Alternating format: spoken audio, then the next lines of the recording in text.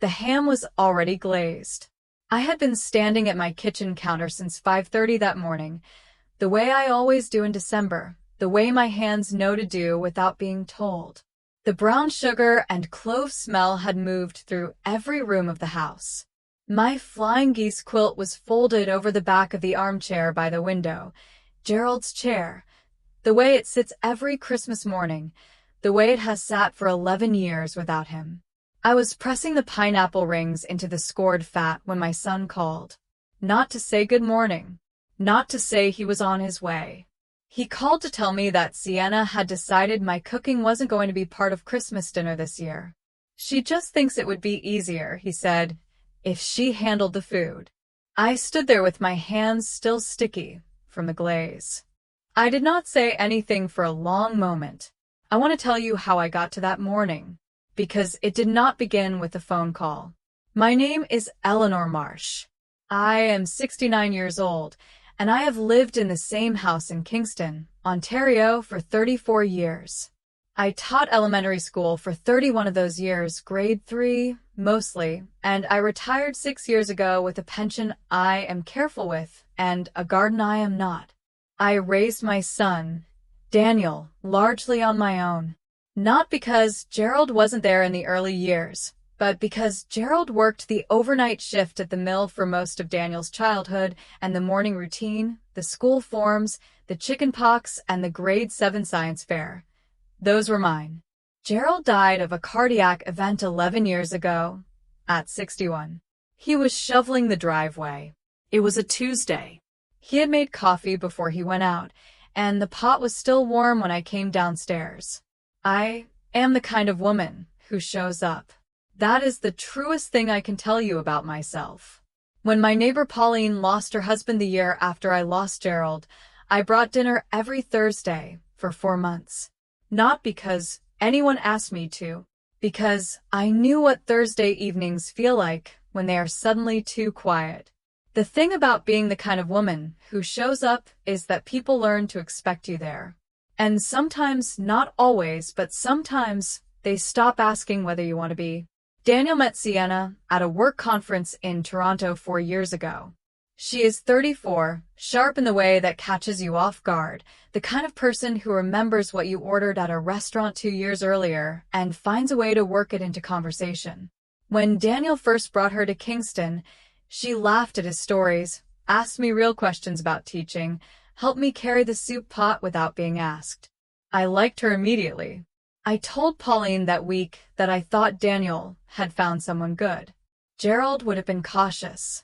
He had a quiet way of watching people that I never fully inherited. But I remember thinking, when Daniel announced their engagement, that I wished Gerald could have been there to see his son's face. The first thing I noticed, and I noticed it the way you notice a draft you can't quite locate, was that Sienna had opinions about my house delivered as observations. "This living room gets so dark in the afternoon," she said, the 3rd or 4th time she visited. She wasn't wrong, but she said it standing in front of Gerald's chair by the window, and something in the way she said it made me set my tea down very carefully. I told myself she was just direct. I told myself that was a good quality in a person. I gave her every benefit I had. They asked to move in 8 months ago. Daniel called on a Sunday evening. "Just until we find something in Kingston," he said. "The Toronto market is impossible and Sienna's been offered a position at the hospital here. 3 months, maybe 4. We'll take the spare room and the guest bath and we won't be in your way, Mom." I looked at the spare room as he spoke. It had Gerald's old drafting table in it, the one he used for his woodworking plans, and 3 boxes of my school materials I had never quite sorted. 3 months. My son, whom I had not lived with in 15 years. My son, whose father's house the still was in every way that mattered. "Of course," I said. "Come home." I meant it fully when I said it. I want you to know that. The yes I gave Daniel that evening was a real yes, not reluctant, not conditional. He was my son, and this was his father's house, and I loved him without calculation. The first thing was small. Sienna reorganized the spice cabinet 2 weeks after they arrived. I came into the kitchen one morning and found my paprika where the cinnamon had been for 20 years, and the cinnamon moved to the back of the second shelf, where I would have to stand on the step stool to reach it. When I mentioned it gently, Sienna said, "I just thought alphabetically made more sense. But I can move them back." She did not move them back. I told myself it was a spice cabinet. The second thing was the guest bathroom towels. She replaced mine, the pale yellow ones I had bought at a craft fair in Gananoque, the ones with the drawn thread work, with a set from a home goods store. White. Folded in thirds the way hotels do. My yellow towels appeared in the linen closet, pushed to the top shelf. I found them when I was looking for the extra blanket in November. I did not say anything. I was learning without meaning to how not to. The third thing involved Gerald's chair. I came home from Pauline's one afternoon in October to find the living room rearranged. The sofa had moved to face the television more directly, which I understood. But Gerald's armchair, the brown leather one he had saved for, the one with a slight depression in the cushion that is still exactly the shape of him, had been moved to the far corner, angled toward the wall, with my flying geese quilt draped over the back of the sofa instead. As though the chair were furniture, and not a location. I stood in the doorway for a moment. Then I walked to the chair, picked up the quilt, folded it the way I always fold it, and draped it back over the armchair. I did not say anything to Sienna. She was in the next room. She would have heard me come in. The fourth thing was the kitchen calendar. I keep a paper calendar on the inside of the pantry door. Appointments, Pauline's birthday, the date the garden needs its first mulch. In November, I noticed that someone had written over 3 of my December dates in blue pen. Sienna WFH. Sienna call, do not disturb kitchen. I use a red pen. The blue was hers. The fifth thing was the dining room table. She had ordered a new one. Not asked me, not mentioned it. I came in from the garden to find 2 men carrying my oval oak table, the table where Daniel had learned to read, where Gerald had paid bills on Sunday nights, where I had sat alone for 11 Christmases, through the side door and into the garage. The new table was rectangular, gray-washed, seats 8. It fits the space so much better, Sienna said. She was standing with her arms crossed, watching the men position it. The old one was a bit tired-looking, honestly. The fifth thing was the dining room table. She had ordered a new one. Not asked me, not mentioned it. I came in from the garden to find 2 men carrying my oval oak table, the table where Daniel had learned to read, where Gerald had paid bills on Sunday nights, where I had sat alone for 11 Christmases, through the side door and into the garage.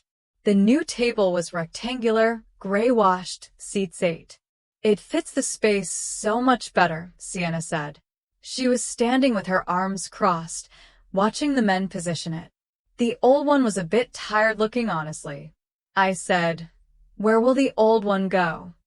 She said, "We thought the garage for now. Daniel can list it." I went to the kitchen. I put the kettle on. I stood at the window and watched the bare crab apple tree in the backyard, which Gerald had planted the year we moved in, which had not produced a good crop in 3 years, and which I had never once considered removing. I thought, that table has fed this family for 31 years. I thought it very clearly, like a fact being filed. The Christmas cooking call was not the largest thing she had done, but it was the thing that completed a picture I had been refusing to look at directly. I had been cooking Christmas dinner since 1987. The ham, the butter tarts my mother taught me, the carrot soup Daniel still asks for specifically. Sienna's words, relayed through my son's voice, were, "She just thinks it would be easier if she handled the food. She's been wanting to try some new things, and she thought this year was a good time." I held the phone and looked at the ham on the counter. I did not cry. I did not argue.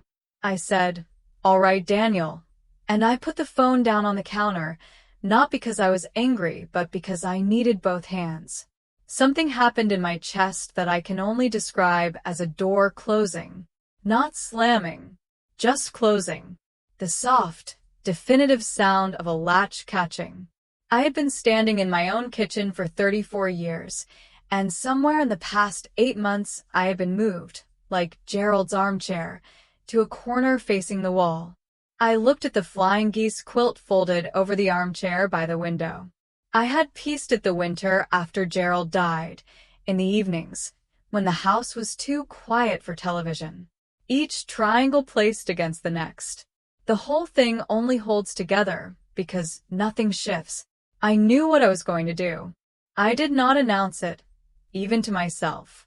I simply knew. I made 12 phone calls that morning.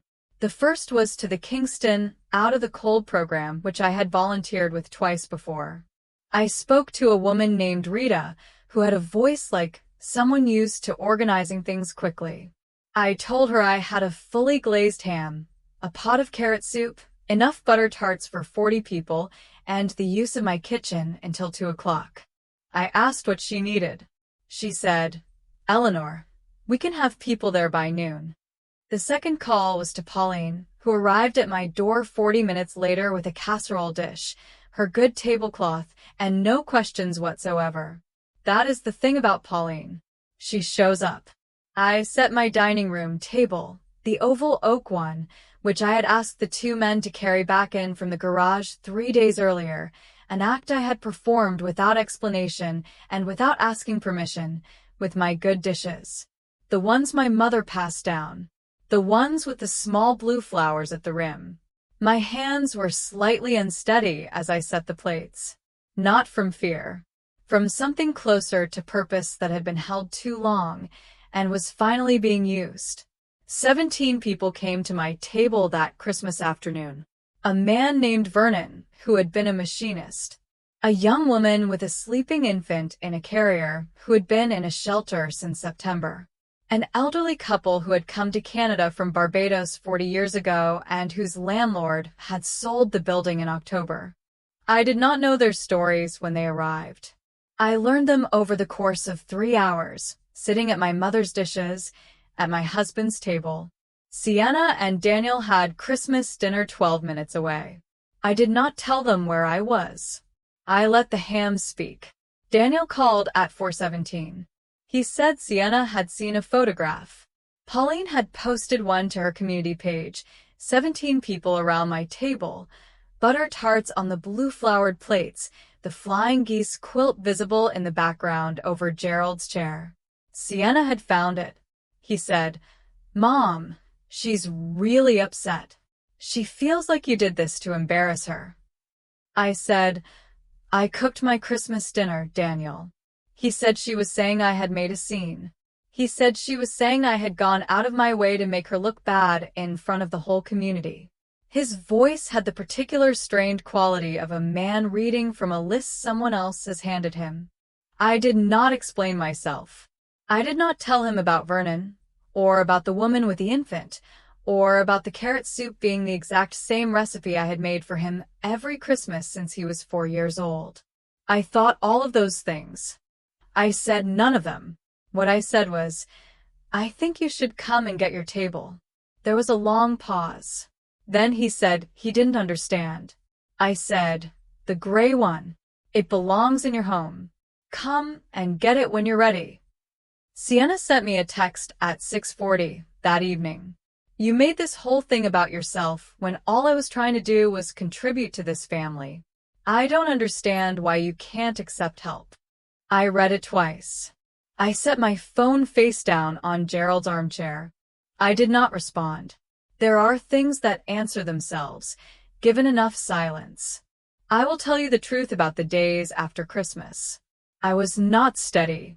I sat in Gerald's chair on the evening of the 27th, and I let myself grieve for Daniel, for the table, for the version of this family I had pictured when Sienna first laughed at his stories and asked me real questions about teaching. The flying geese quilt was in my lap, and I cried in the particular way you cry when you are alone in a house that knows all your sounds. Not dramatically, just steadily for a while. There was a moment on the 28th when I almost called Daniel. I had the phone in my hand. I had almost decided that keeping the peace was worth more than the truth of what I had been losing piece by piece since August. I sat with the phone in my hand for several minutes. What stopped me was looking at the oval table. My mother's table. The table that had been in the garage for 3 weeks, classified as tired-looking by a woman who had been in this house for 8 months. Pauline came on the 29th with a lemon loaf and sat with me for 2 hours without either of us saying very much. That was the right thing. She knew it was the right thing because she had needed the same thing once, and I had shown up for her. 6 weeks passed. Daniel came on a Saturday in February, without Sienna. He stood in my kitchen doorway for a moment in the particular way he has stood in doorways since he was 12, one hand on the frame, as if he might need to leave quickly. I put the kettle on without asking. He said, "I think we've been unfair to you." He did not use Sienna's name. He did not give me a full accounting of what had happened in their conversations during those 6 weeks. I did not ask for one. He said it quietly, like a man who had worked something out slowly and was presenting the conclusion rather than the argument. I said, "Thank you for saying so." He stayed for an hour and 40 minutes. We talked about Gerald, which we had not done in some time. He helped me move the gray table out to the front porch for the listing, and he helped me carry the oval oak table back to the center of the dining room, where it belongs. He did not comment on the flying geese quilt folded over the armchair, but I noticed him look at it.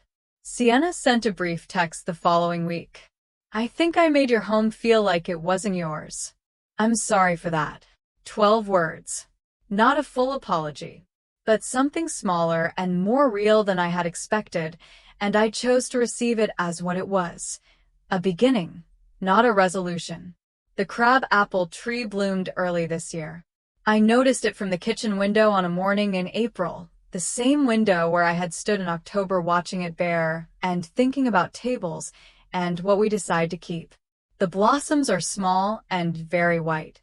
Gerald planted it because he said a yard needed something that came back on its own terms. He was right about that, the way he was quietly right about most things. The flying geese quilt is back on his armchair. My oval table is back in the center of the room. The paprika is back where the paprika belongs.